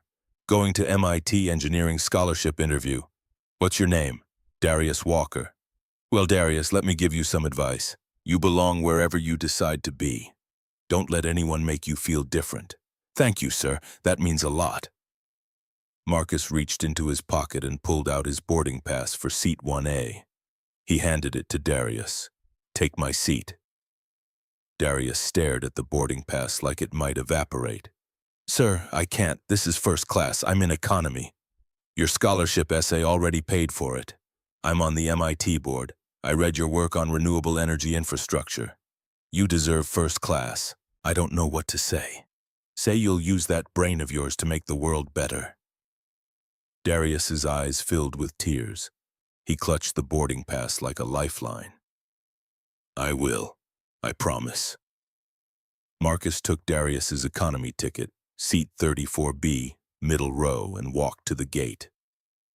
Jenny scanned his new boarding pass with a confused expression. "Dr. Whitmore, this isn't your seat. Let me upgrade you." "I'm good here, Jenny. This view reminds me where I came from." He boarded the plane, found his middle seat between a businessman working on a laptop and a grandmother knitting something that might become a scarf. The flight attendant, a young woman with kind eyes, stopped at his row. "Dr. Whitmore, I recognize you. Can I move you to first class? I'm exactly where I need to be. But thank you." She nodded, understanding something without needing it explained. "If you need anything, just let me know." The plane pushed back from the gate. Through the window, Marcus could see the ramp crew loading bags in the cold November air. One of them, a woman in a yellow safety vest, struggled with a particularly heavy suitcase. She slipped on a patch of ice, caught herself, and looked up at the plane. Her face, weather-beaten and older than her years, was visible for just a moment in the harsh ramp lights. Patricia Caldwell, 54 years old, 18 months out of federal prison, working minimum wage in the freezing cold, loading bags onto planes she'd never fly in again. She looked up at the first-class windows, perhaps wondering who occupied the seats she'd once guarded like a kingdom, perhaps not thinking about it at all. Marcus watched her lift another bag onto the conveyor belt, her breath visible in the cold air, her movements mechanical. He felt no triumph, no satisfaction, just the quiet knowledge that consequences, when they finally arrive, are often colder than the wind on a November tarmac. The plane accelerated down the runway, the city lights blurring into streams of gold and white. Marcus closed his eyes as the wheels left the ground, feeling the familiar lurch of gravity surrendering to physics. When he opened them again, they were above the clouds, the world below reduced to abstractions of light and shadow. The businessman next to him looked over. Long day, long couple of years. The man nodded, returning to his spreadsheet. Marcus pulled out his phone, opened his notes app, and started typing. Talking points for the London Conference on Healthcare Equity. He'd been invited to speak about systemic discrimination in medical settings, about how the patterns he'd exposed in aviation existed everywhere, woven into the fabric of institutions that claimed to serve everyone but defaulted to serving some. His phone buzzed, a text from Eleanor. Board meeting next month. We're discussing expansion. Ghana, Kenya, South Africa, taking Horizon Global. He typed back. Make sure the Whitmore standard is non-negotiable in every market, already in the contracts. The flight attendant came by with the beverage cart. Coffee, tea, water, ginger ale, please. She poured it over ice, handed him the cup with a smile. That's what Dr. Whitmore always orders. I read about you in the training materials. What you did, it changed everything for us too. We can actually speak up now. I'm glad, but it shouldn't have taken someone bleeding to make that possible. No, it shouldn't have, but I'm grateful it happened anyway. She moved on to the next row. Marcus sipped his ginger ale, the bubbles sharp against his throat, and thought about gratitude.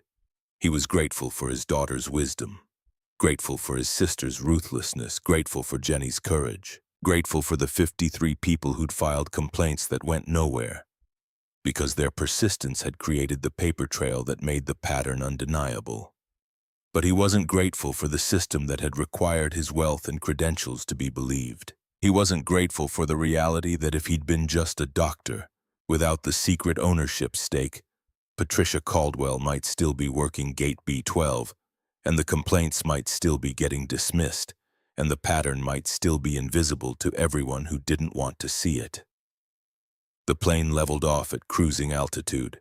The captain's voice came over the intercom, smooth and professional. Folks, this is Captain Hartley.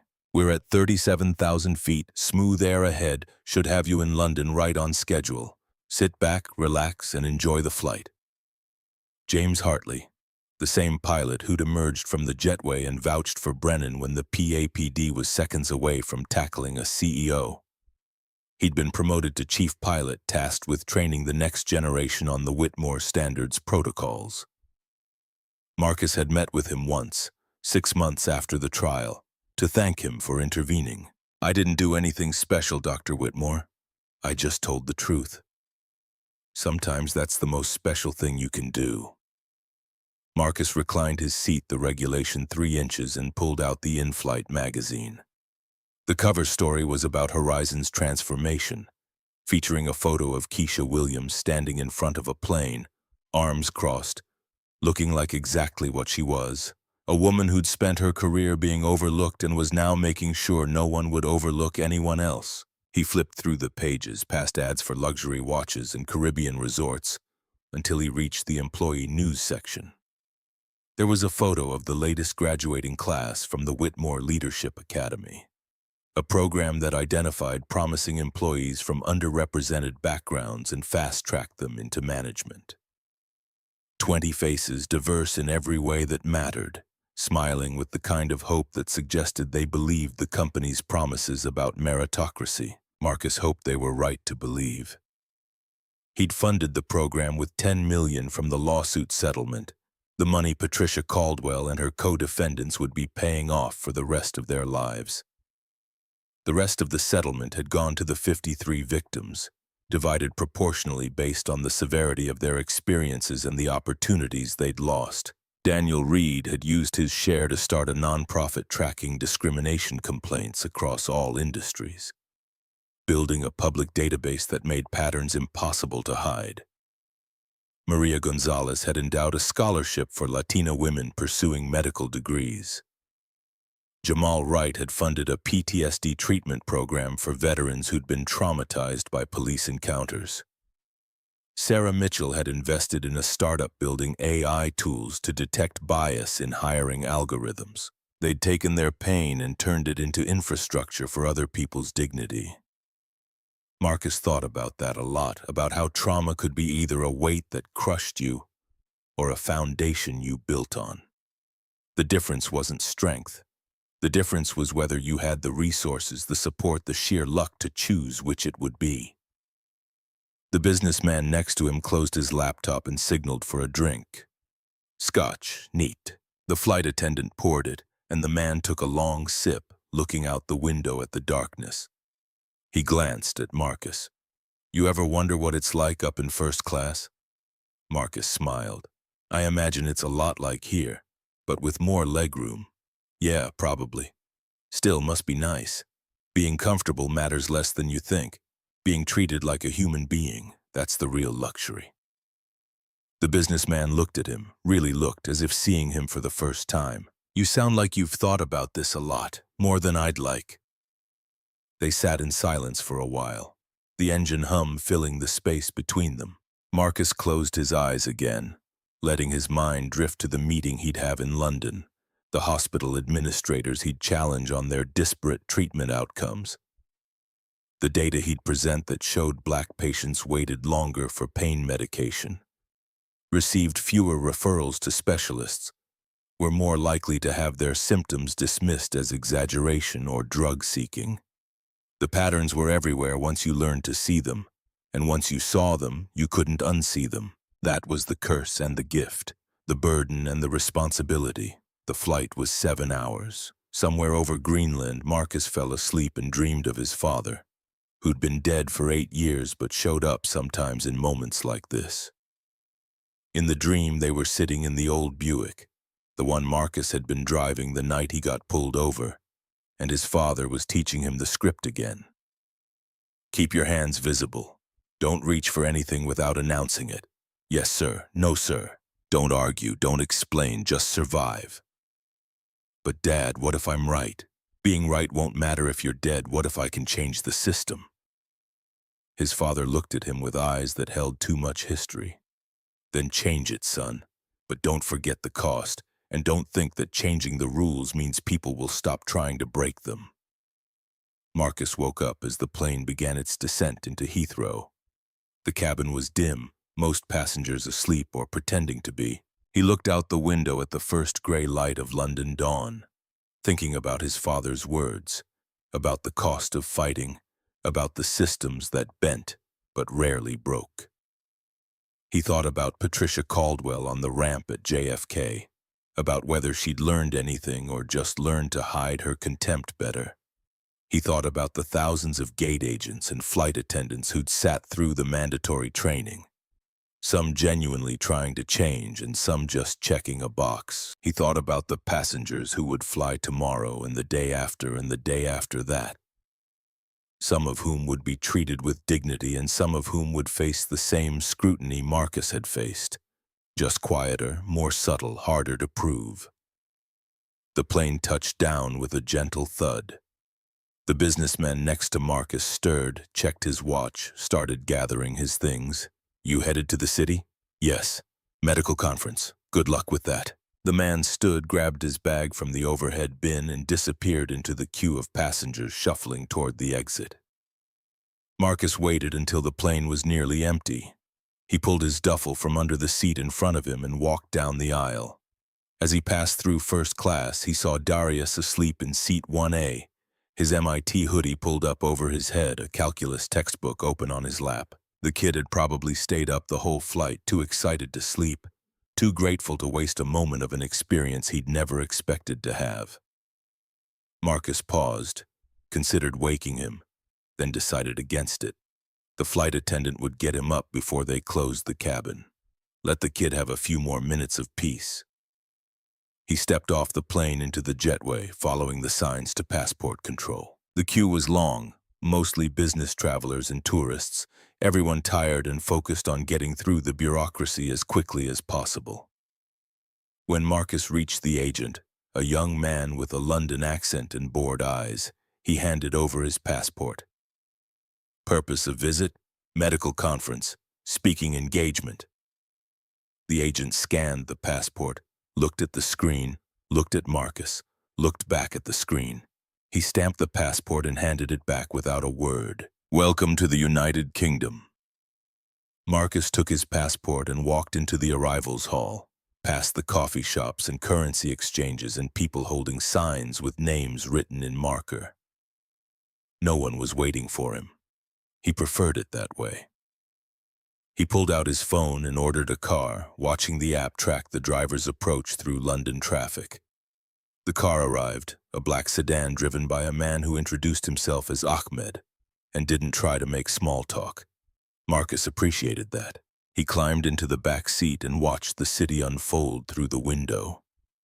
The architecture shifting from modern glass to Victorian brick as they drove from the airport towards central London. His phone buzzed.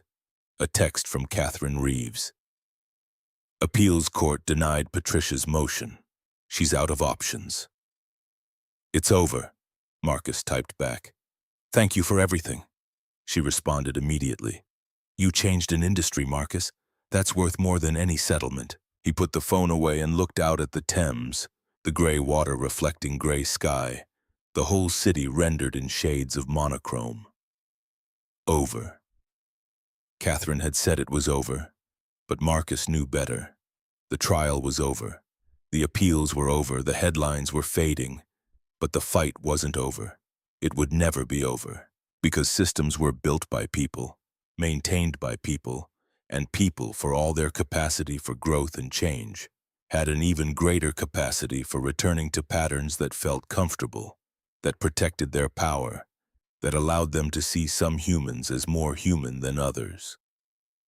The car pulled up to the hotel, a Georgian building in Bloomsbury that catered to academics and medical professionals. Marcus checked in, rode the elevator to the 4th floor and found his room overlooking a quiet square with a garden in the center.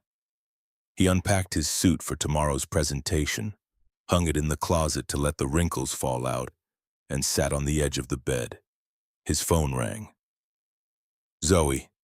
Dad, did you land safe? Just got to the hotel. How's school? Exhausting, but good. I got into the robotics competition finals. That's incredible, sweetheart. I'm so proud of you. Thanks. Hey, I wanted to ask you something. Go ahead. Do you ever regret it? Fighting back the way you did?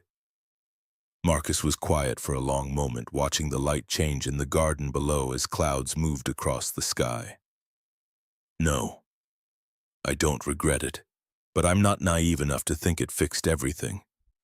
We changed some policies, we held some people accountable. We made it a little bit harder for the next Patricia Caldwell to get away with what she got away with. But there will be a next one, and the person she profiles might not have the resources I had, might not survive to tell their story, so what's the point? The point is that we don't get to choose whether the fight is fair or whether we win it completely. We only get to choose whether we fight. And if we don't, we're complicit in our own erasure. Zoe was quiet, processing. That's going in my essay. Just cite your sources. She laughed. Love you, Dad. Love you too. He hung up and lay back on the bed, staring at the ceiling, thinking about the speech he'd give tomorrow.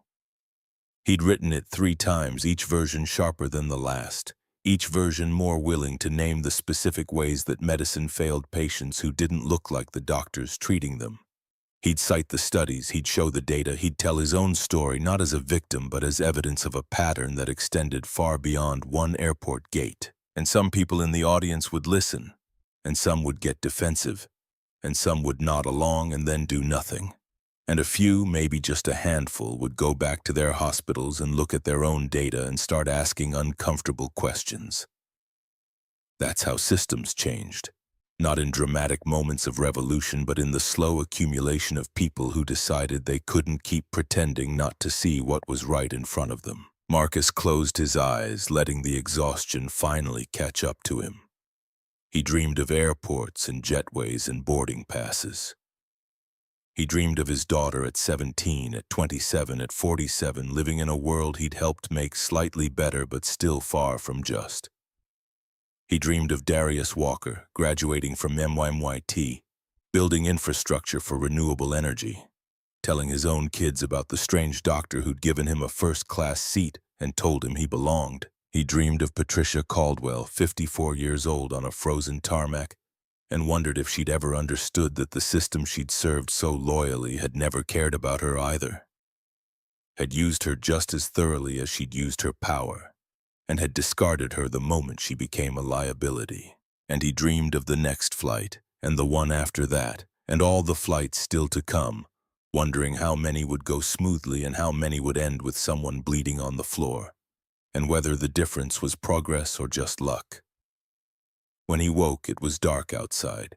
He'd slept through the afternoon. He ordered room service, ate alone at the desk, and reviewed his presentation one more time. Tomorrow he'd stand in front of 300 healthcare administrators and tell them the truth.